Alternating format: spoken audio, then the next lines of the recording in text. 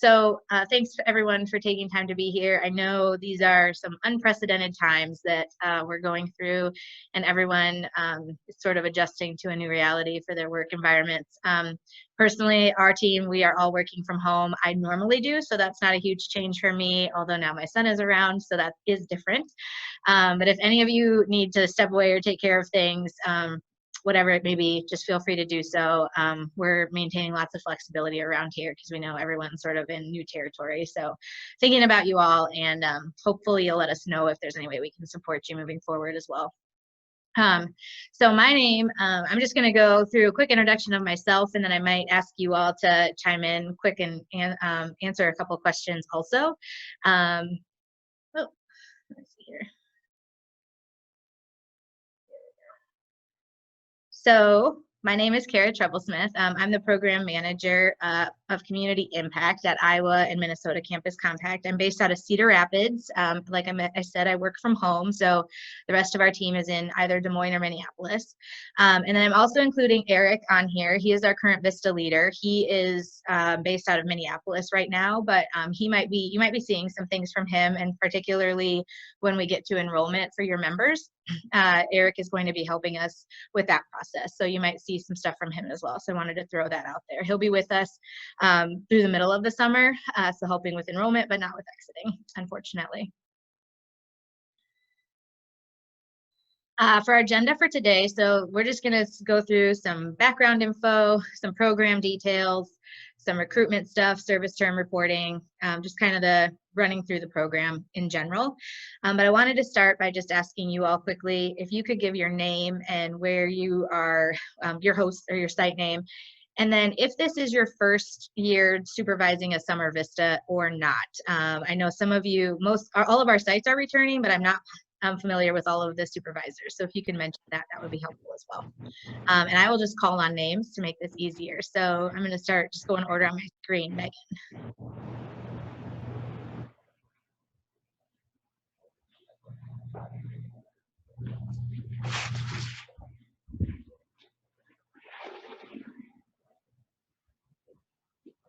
Are you there, Megan?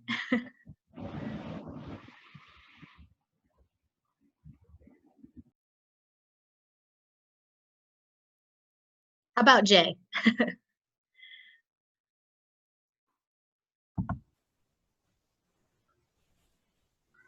Megan is having trouble with her mic, so we'll skip her.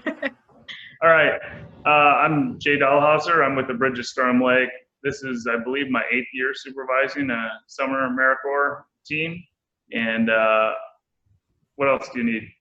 That's it. That's great. Thank you. Mary? Is my mic working? Yes, it is. Thank you. Awesome. I was having issues earlier. So I'm Mary Reedy with Iowa Community Action Association. I'm the program officer there, and this is my first summer with this program, but I've supervised other both full-term and summer AmeriCorps members before, VISTA and Direct Service. Okay, perfect. Thank you. And I'm guessing, is it Tiffany? Hey, yes, this is Tiffany I work with Mary at Iowa Community Action Association. So this will be our 2nd year having a summer VISTA though. So we're excited to have the opportunity again. Thanks. Thank you. Okay, so Megan is here with Lutheran Services in Iowa. She's not going to be a direct supervisor, but she'll be filling in for now and then getting her supervisors on board later. So thank you for that. I'm just trying to get a sense for what will be new for you all or not new. So I'm going to try and not go spend too much time on information that you've all heard before. With that, we're going to move forward. So Iowa and Minnesota Campus Compact, who we are, what do we do? We strengthen the capacity of colleges and universities to fulfill their public purposes. And we have 58 member campuses that we do that with, both in Iowa and Minnesota together. And so that is connected to the Summer VISTA program because that does include educating students through community and civic learning experiences, having an impact in communities through partnerships that address community identified goals, which is the alignment here with Summer VISTA. For those familiar with the VISTA, you know that the mission, it's a member or portion, an arm of the Corporation for National and Community Service, with whose mission is to improve lives, strengthen communities, and foster civic engagement. And so the VISTA Summer Associates program is just a unique program within that, and that gives nonprofits the opportunity to build capacity over the summer through a shortened term. And this is sort of just the layers. So CMCS, and then we have now our regional office. It used to be a state office. Now it's regional in Kansas City. So they're overseeing a different group of programs now. So some of our policies and things have changed as a result of that. And then VISTA is underneath that, and then Iowa Minnesota Campus Compact, and then our summer host sites. That just gives a little sense of the program hierarchy, I guess you could say.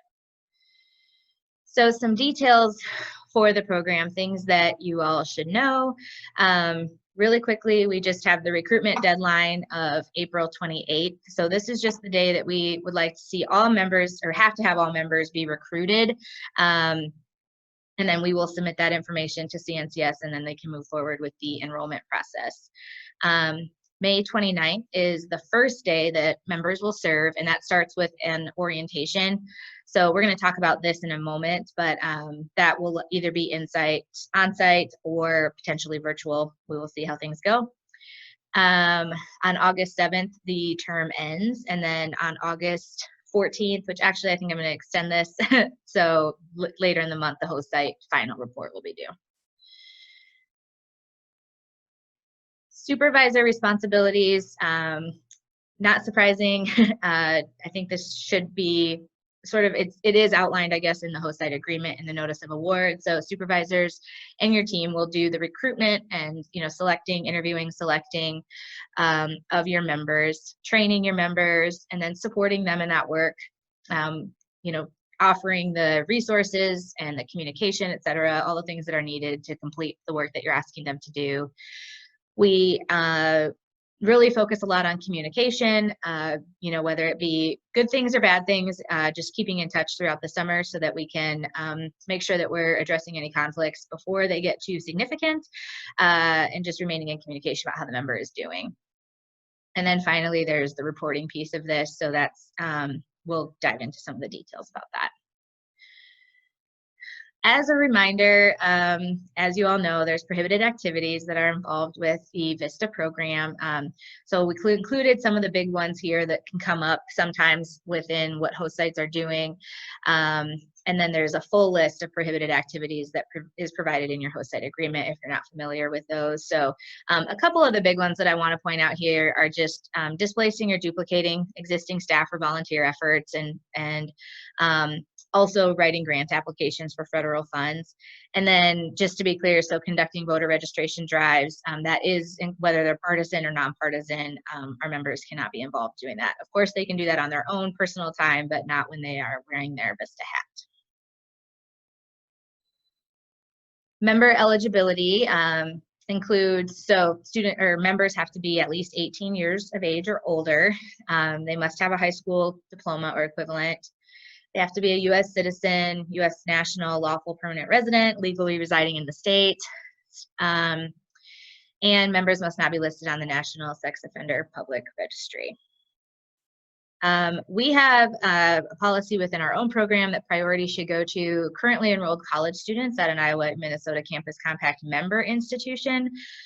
So not all colleges and universities in Iowa and Minnesota are members of ours. Doesn't mean you cannot recruit from there, but we're asking that priority go to those who are, and you can find a full list of those member institutions on our website. So the big thing that is coming up now that we want to be thinking about is recruitment. So recruitment process, as you all know. So we promote, we screen, we interview, we select, and we nominate.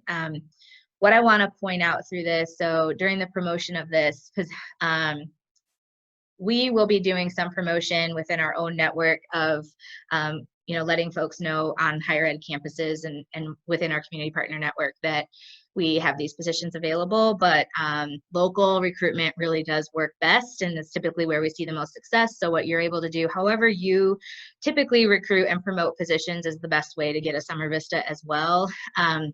We do anticipate that there will be some additional challenges around recruitment with the COVID-19 virus. particularly just with everything going online and so many college campuses shutting down or going virtual. So let us know if we can support that, and we'll kind of continue to pay attention and provide resources as we can. But I would say the more we can be in touch with, you know, the career folks at your institutions nearby, seeing how they're communicating with students during this time, all those kinds of things will be important. And then also in the screening and interviewing process, being prepared to handle those virtually as well will likely be important. And again, we can assist with that if needed. You'll be selecting your Summer VISTA members, vetting them, et cetera, and then extending the offer. And then after that happens, you'll nominate your member through the VISTA candidate nomination form, which is a form that we will have that we'll share with you. And that's when everything will, so you'll do just kind of a local process, just like you would otherwise, and then submit that form when you have selected your person. And then we will work with the Summer VISTA candidate to complete all the necessary paperwork. So they do have to submit the application, and we'll help them with that. So again, this just kind of runs down that. So application process and selection process all happens with your own internal site. And then you'll nominate a VISTA candidate using our form, and then we will work with that member to complete the application at myamericor.gov.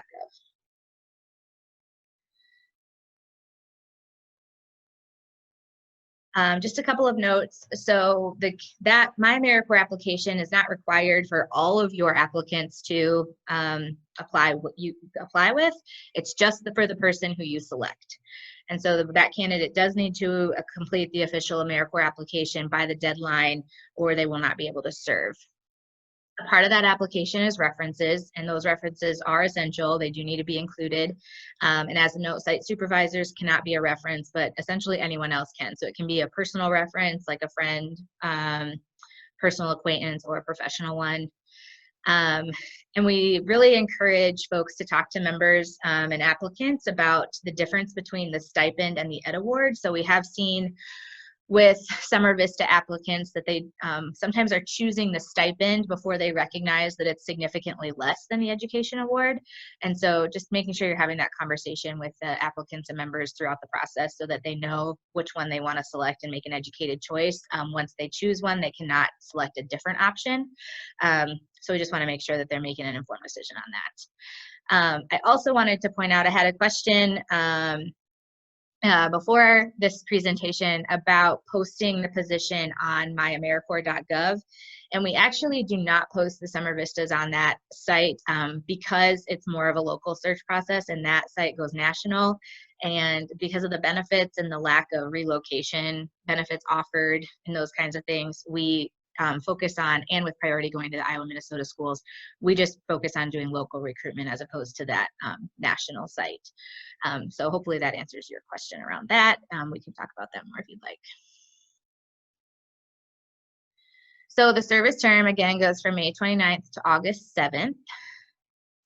And we will start with an orientation with Iowa and Minnesota Campus Compact. This, I just want to throw out there that I feel like is sort of all tentative at this point. Our initial plan was to definitely have an orientation in Des Moines on that day, and then we were discussing the option of possibly having one in Storm Lake as well, if that would be, assuming that would be easier for the members. Jay, you can chime in here, of course, at any point in time. We have half of our members in Des Moines and half in Storm Lake, and so if not traveling is a lot easier, then we want to consider that. However, that being said, it's possible that everything might be going virtual at this point, and so we're not getting too far down the road of planning with sites right now and kind of giving this a little, playing it by ear a little bit on this. They do have to get sworn in by someone from CNCS, but that will happen virtually no matter what. So we're kind of working with CNCS to figure out what our options are, and then also just seeing what the recommendations are at that point. The orientation is mandatory for Summer VISTA members, but it is not required for supervisors. Jay, I don't know if you do want to chime in. Do you think your members would have a big preference about staying in Storm Lake or traveling to Des Moines if we do get to do an in-person orientation? I don't know. I think that we'd have to just kind of see how that would go based on in the future. Usually we send a vehicle, Okay. down, and because we Yeah. have full numbers, so it's not that big a deal. But depending on how the setting is with the coronavirus stuff, so who knows? Yeah. Okay. We can play it by ear then. That's fine. If you have a strong opinion at some point, feel free to let us know. Yeah, we're used to sending them down. Okay. Okay. All right. So the things that are covered at orientation, all the things that hopefully you're aware of also. So prohibited activities, their benefits, how to do timesheets and payroll. They get sworn in officially, and then they get to network with each other, which is obviously also the value of having one orientation for all 10 members. There's 10 members this year, as opposed to splitting them up 5 and 5. And then we move into the reporting part, everyone's most favorite part of the AmeriCorps programs. So we do have to, as we have in the past, do some sort of attendance and leave certification, but I will mention that this is the one thing that's changing from last year or prior years, is that we are changing payroll vendors. So what the timekeeping system looks like will likely be different. So we'll keep you informed about next steps when we get to that point. But right now we just know that Summer VISTA members will have to track their days served in a timekeeping system that we end up using. And then supervisors will be responsible for certifying that the members are serving each pay period. There is a member evaluation that's due near the end of the member's term, midway to the end. So that's due on Friday, July 17th, and that's required by the AmeriCorps program to administer the Members Education Award. It's a relatively simple form. This isn't something that should serve as your performance evaluation for your organization. This is just for AmeriCorps purposes, and we'll let you know where to find that form as well when need be. And then the final report is also an electronic form. It'll be due Friday, August 31st. I had that deadline wrong in that first slide. I'm sorry about that. So Friday, at the end of the month, and we'll include some narratives and then also some performance measures related things, so the capacity building survey, and then some context around the performance measures. But you'll have a few weeks to do that. You can do that anytime sooner. You can do that before August 31st, as soon as the term is over, if you'd like, or you can wait until the deadline. And with that, so we do have a couple of supervisor trainings coming up that are optional. If you think that it would be useful, then these are 4. So we have what we call a summer of service, and there are an internship program, and then our summer reading corps, and then the summer VISTA program. And so these supervisor trainings are geared towards all 3 of those programs and the supervisors within them. So we had one already on effective recruitment strategy, and I can send out the slides for that. Unfortunately, it actually did not get recorded. We had to shift platforms last minute and did not have the recording option. So, but I can send slides for that if anyone's interested. Tomorrow, we have one on creating work plans, and then on the 8th, planning your on-site orientation and training, which is an important piece of the VISTA program.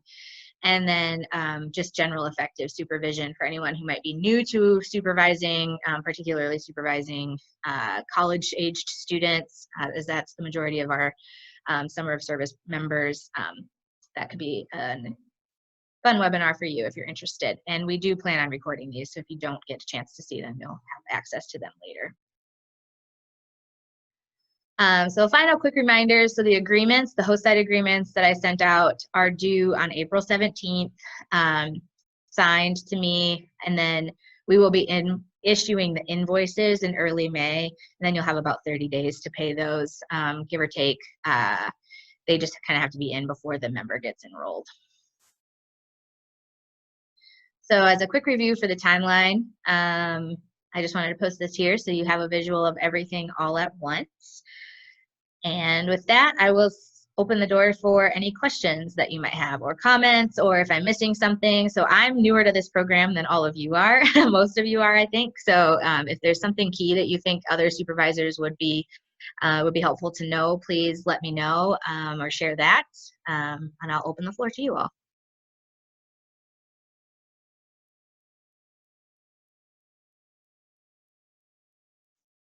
Hey, I had a quick question. So is the recruitment deadline the same deadline for when they need to have their references in and everything else, or when is that deadline for the My AmeriCorps portal? Yes, so that is when we have to have everything finalized. So ideally, you know, at least a couple days in advance, you will have your nomination made, so then we can have the members. So that recruitment deadline is when, so April 29th is the day that CNCS expects to hear from us and who our members are. And so they need to be in the system at that point so that they can start with the enrollment. And Mary did ask if there would be some flexibility with the recruitment deadline. And my hunch is yes. We have not heard that though, so I can't confirm that at this very point in the game, but my hunch is that I mean, we've kind of been getting communication once a week or so on updates, and right now they're kind of focused on current term members. But I wouldn't be surprised if we get some flexibility, and I kind of hope that we do as well. I know it's sort of a concern for everyone, so I'll definitely you know, keep you posted as we hear from that, and advocate for that as well. I'm with you on that.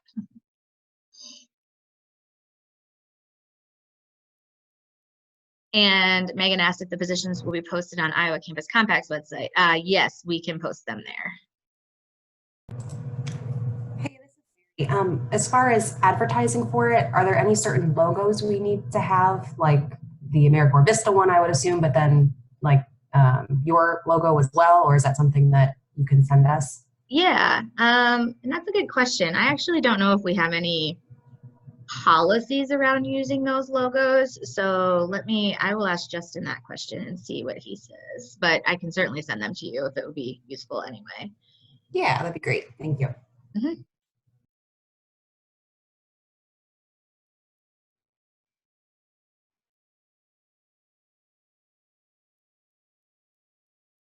Is there anything that's feeling overly fuzzy at this point or that needs clarity?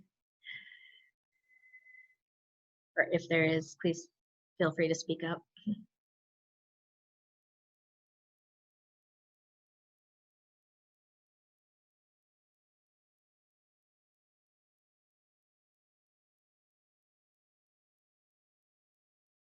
I will also just add really quickly that if any of you are hearing things from your, you know, as you go head into recruitment and you're running into any roadblocks, feel free to let us know what those are, and then that can help us sort of advocate also up the chain for what you might need, or kind of help us brainstorm some solutions with everyone too, particularly, you know, when you're having conversations with your campus partners, you know, those kinds of things. If you're hitting some really specific challenges, it would be helpful for us to hear that, and don't hesitate to share.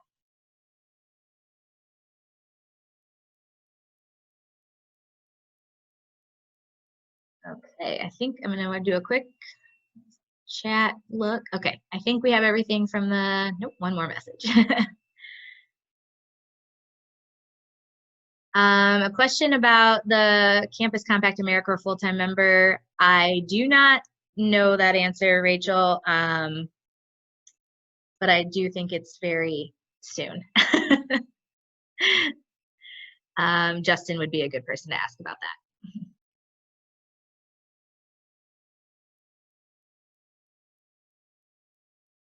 Okay, well, thank you all for your time. Again, feel free to reach out at any time. We're all working from home right now, so if communication takes a little bit longer, that might be why, but also we might be faster at it because we had a lot of things removed from our plate this spring. So this is certainly a priority for us. Recruitment is definitely what's on all of our minds and kind of what we're taking most seriously right now and trying to think through what we can do to offer support. So feel free to reach out if you need anything, and we will be in touch.